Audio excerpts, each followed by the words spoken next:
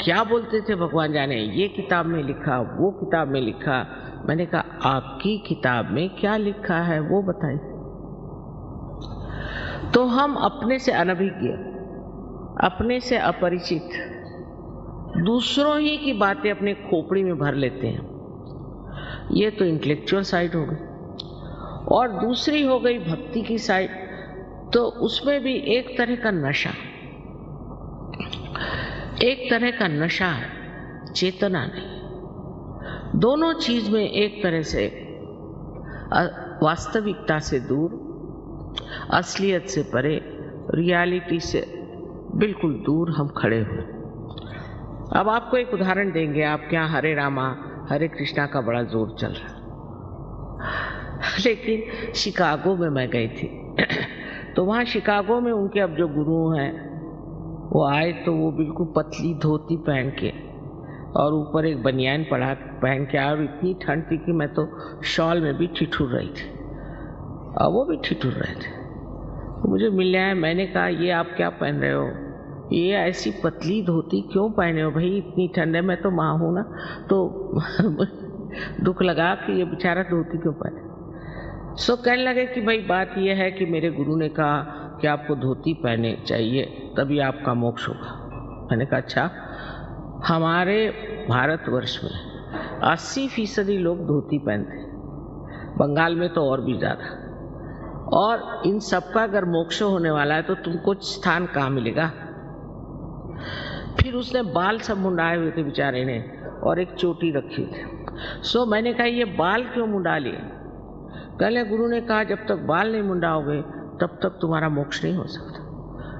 उस पर कबीर ने एक बड़ा सुंदर कहा है कि अगर बाल मुंडाने से आप स्वर्ग में जा सकते हैं तो जिस मेंढे के हर साल 2 बार बाल मुंडाए जाते वो आपसे पहले पहुंच जाएगा।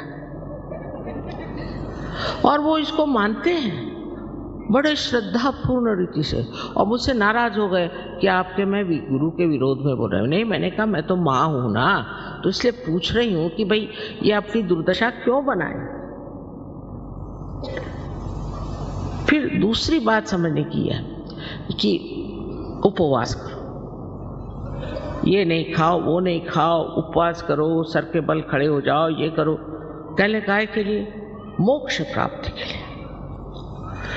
घर परमात्मा आपके पिता स्वरूप प्रेम स्वरूप है, तो कौन पिता चाहेगा कि अपना बच्चा सर मुंडा के पतली सी धोती पहन करके सर के बल खड़ा हो जाए अपने पिता से मिलने के लिए। बताइए कितनी अजीब सी बात है।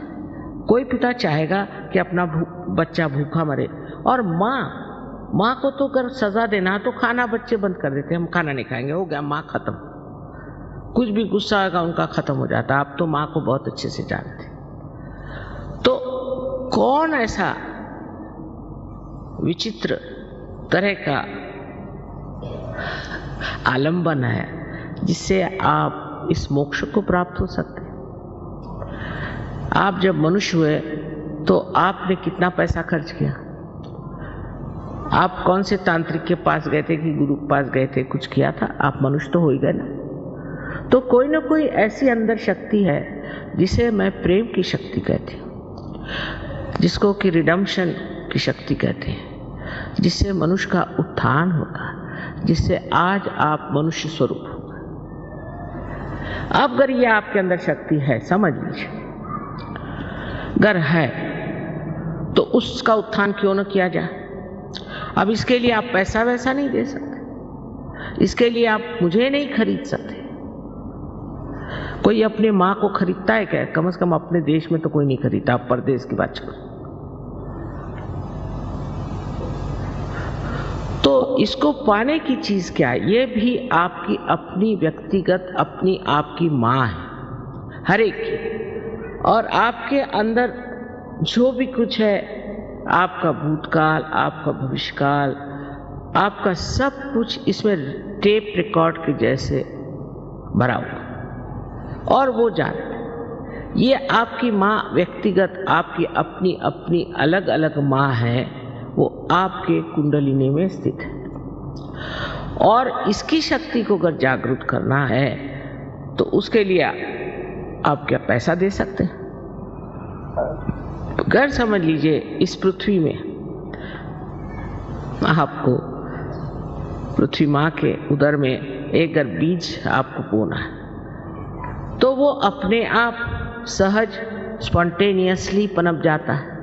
उसके लिए क्या हो, आप सर के बल खड़े हो नहीं तो कुछ भी करो, उससे फायदा होगा? समझ की बात है। जो जीवित कार्य है वो सारा जीवित कार्य सहज होता है।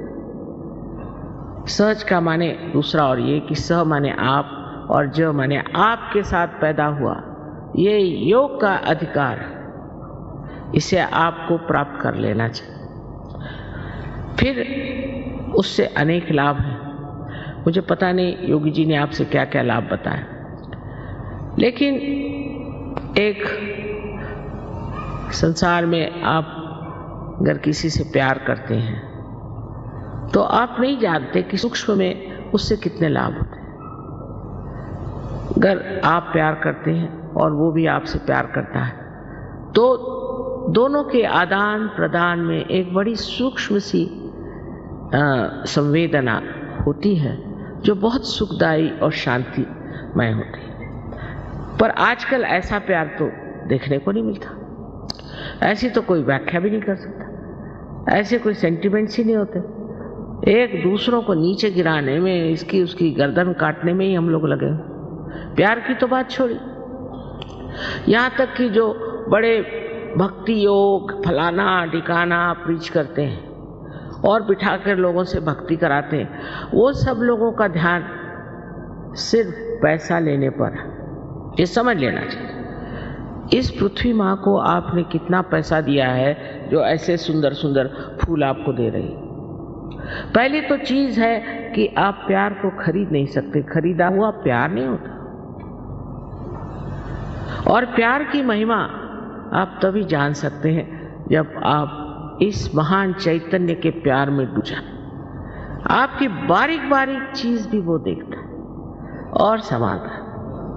जैसे आज की बात बताएं कि नागपुर में बहुत अच्छे गाने वाले हैं, बजाने वाले हैं। तो मैंने कहा कि न जाने उनको बुला लें तो अच्छा रहेगा यहाँ पर, क्योंकि बंगालियों का गाना तो बंगालियों ने सुना ही है, दूसरा कोई सुनाए तो अच्छा रहे।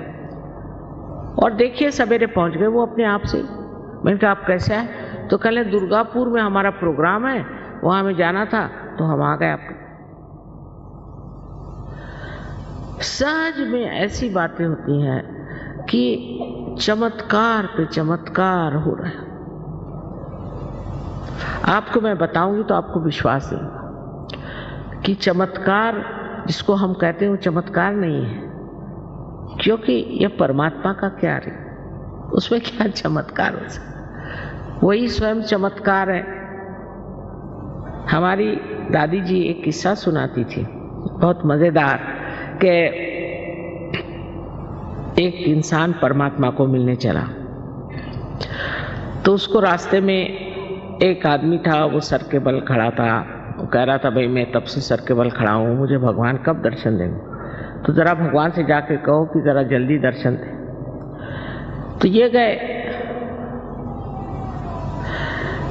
रास्ते में दूसरा एक बिल्कुल पड़ा होता रास्ते के किनारे। तो उसने कहा कि भाई भगवान ने आज मेरे खाने की व्यवस्था नहीं करी, उनसे ज़रा कह देना मेरे खाने की व्यवस्था रखें। तो इन्होंने कहा कि अच्छा हम कह देंगे भगवान से। तो ये भगवान के पास जब गए तो उनका काम हुआ सो हुआ। उसके बाद भगवान ने पूछा कि भाई और कोई बात है? कहले हाँ एक बात है, वहाँ एक आदमी है बेचारा सर के बल खड़ा है, आपका इंतज़ार कर रहा है। आप ऐसा क्यों नहीं करते कि थोड़े उस पर मेहरबानी कर दें? कहला उससे कहना और थोड़े दिन करते रहो तो अच्छा रहेगा, हो जाएगा। उसके बाद दूसरे आदमी के बारे में कहा कि साहब उसको तो खाना नहीं मिला, ऐसे रास्ते पड़ा, कह रहा था भगवान से कह देना। अरे उनका खाने में ये कैसे हो सकता? एकदम उसका इंतजाम करो। तो ये अचंभे में पड़ गया कि वो तो सर के बल पर खड़ा है तब से, उसकी कोई परवाह नहीं, और ये ऐसी रास्ते पर ऑर्डर दे रहा और इसकी इतनी परवाह करें। अब ये प्रेम की बात है। तो उनसे परमात्मा ने कहा अच्छा तुम ऐसा करो, तुम नीचे जा रहे हो ना, तो दोनों से एक ही बात कर। क्या बात? कि मैं भगवान के यहाँ गया तो एक सुई के टोक में से उन्होंने सुई के छेद में से एक उसमें से ऊँट निकाल दिया। बस इतनी बात करना था। तो ये आए नीचे, तो पहले इनको वो मिला जो कि सर के बल खड़ा था। फिर जरा उनका अच्छा भाई तुम ठीक आ जाओ। कहा कि अच्छा हम आएंगे कभी। भगवान ने कहा तो और क्या देखा तुमने भगवान? अरे मैंने बड़ा आश्चर्य देखा कि उन्होंने सुई के छेद में से एक ऊँट निकाल दिया। अरे कहने क्या झूठ बोल रहे हो? भगवान के यहाँ क्या हुआ है? तुम तो मुझसे झूठ बता रहे। अच्छा कहने फिर वो दूसरा आदमी था उसके पास। अरे हाँ खाने का तो इंतज़ाम हो ही जाता, मैंने सोचा ऐसे ही बता दें। तो और क्या देखा तुमने? तुम बताया कि एक आश्चर्य की बात कि एक सुई के छेद में से उन परमात्मा ने एक ऊँट को निकाला। अब इसमें जो सूक्ष्म बात है समझिए। तो वो कहता है इसमें आश्चर्य कौन सा? अरे वो परमात्मा है।